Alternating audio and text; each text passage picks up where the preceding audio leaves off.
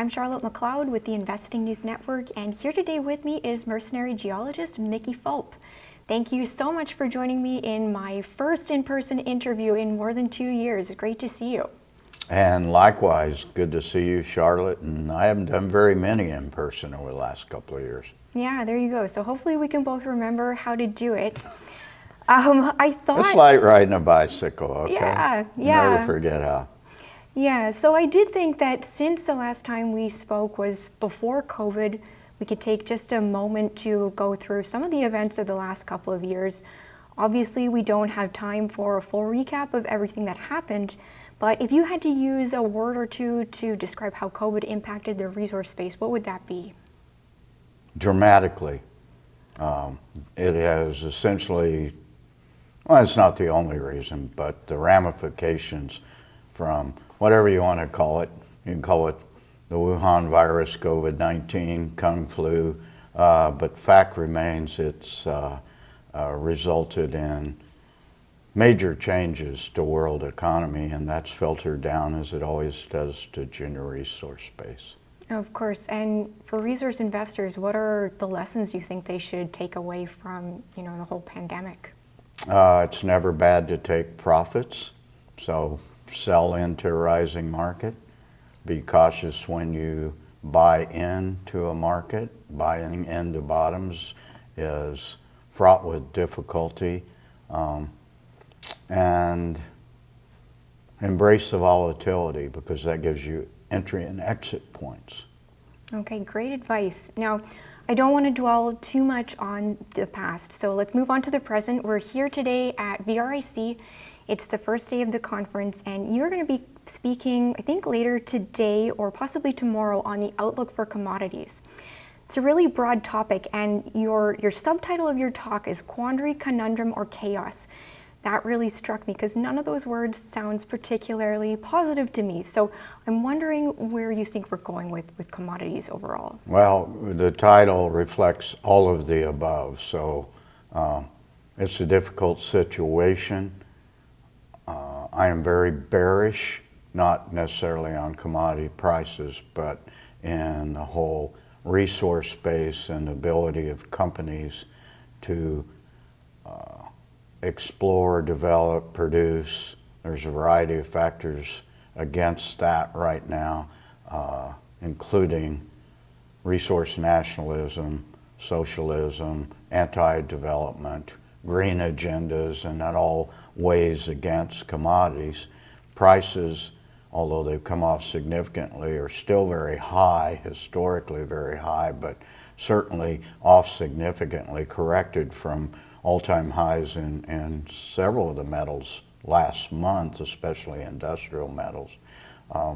So the problem being that with inflation and energy costs and labor costs at all, the cost margins, profit margins can decrease. We're not ever going to see, well, I shouldn't say ever, I don't foresee the kind of profitability we had in Q3 of 2020, all-time record highs, and that was really when we had very high prices for base and precious metals, but costs had not caught up. We didn't have the rampant inflation, which, we're sitting at 2% inflation for 10 years or more until Biden came into office, and it's quadrupled or quintupled or sextupled or however you say it now. I don't see that ending. Yeah, and you warned me before we started talking that you were going to give this bearish outlook on what's going on.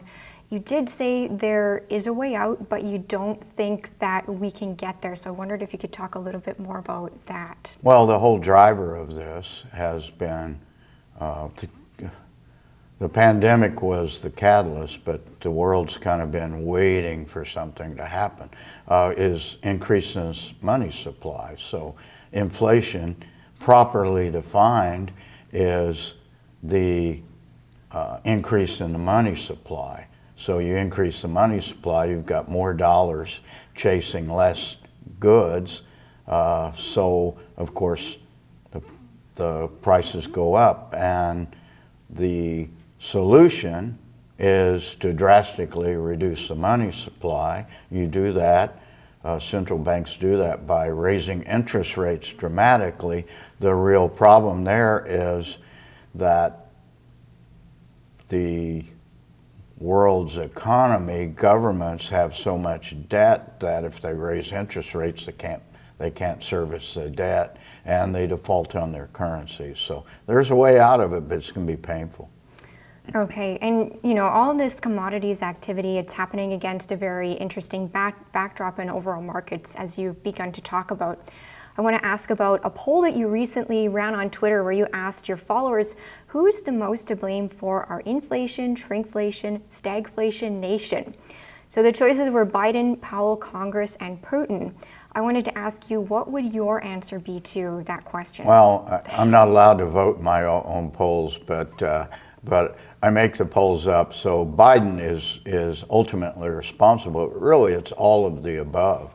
And this first started in 2000 with the dot-com bubble bursting, and the Fed chairman there, Greenspan, created another bubble, which was the housing bubble. That collapsed in '08. But historically, pardon me, over the last 20 years, we've increased the money supply, and succeeding Federal Reserve chairman, and we've got a guy in there now who I call Pablum Powell because he talks in circles and doesn't say anything. Congress is also to blame because they are the ones that vote to increase spending. So you have these tax and spend politicians who are addicted to forever wars. We're now in another forever war in which we're not, it's Cold War, it's not hot war, right?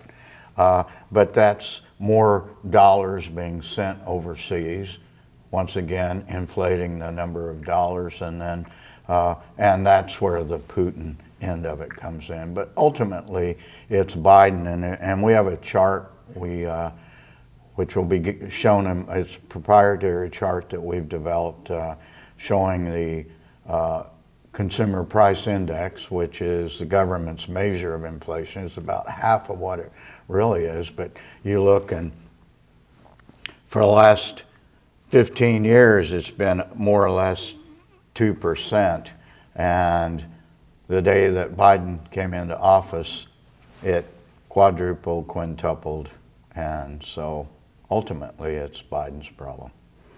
Yeah, okay, so there's really a bunch of culprits here. We've been absolutely. Yeah.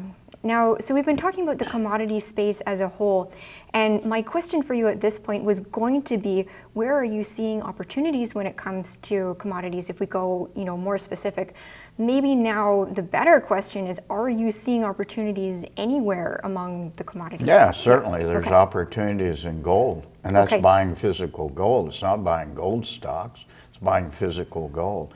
So I'm always bullish on something. I'm bearish on the markets. I'm bullish on gold, physical bullion, and farmland right now. So I am basically exiting the junior resource space at every opportunity where I can take profits, break even, or I'll do some tax loss selling at year end and converting that to US dollars, and those US dollars aren't staying in my pocket very long because I feel the only place to safe haven right now is in stuff. Buy stuff, and it doesn't really matter what you buy because it's going to be cheaper today than it is tomorrow in real dollars.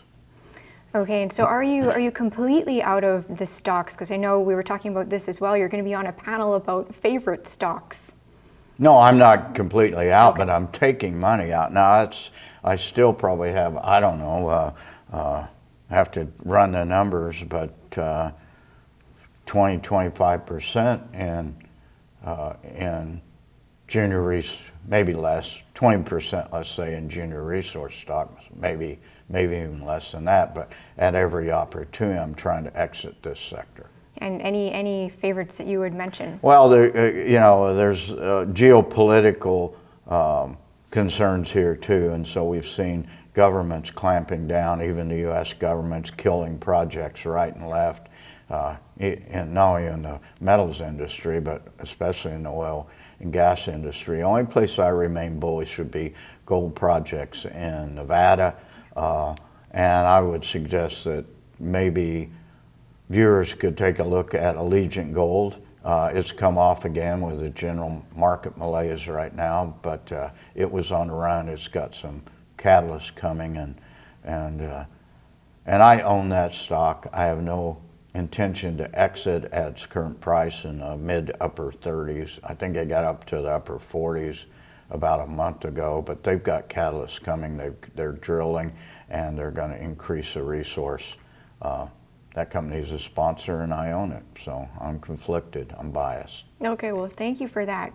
As we are wrapping up, I think the last question will be about volatility and how investors can, I guess, your advice for investors during these times of volatility where it's a little bit scary out there. Embrace it. Embrace volatility.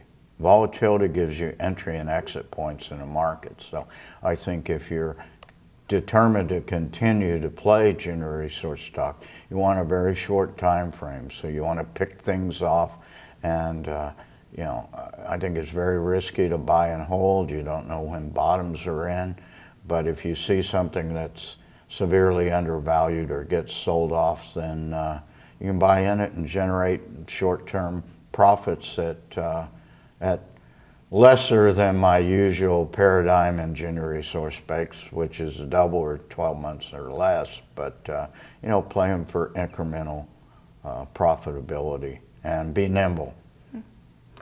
Okay, well, I think that's all from me for today. Thank you so much for stopping by to talk. It was great to see you again after Likewise, so much time. Yeah. Likewise. All right, so once again, I'm Charlotte McLeod with the Investing News Network, and this is Mercenary Geologist Mickey Fulp.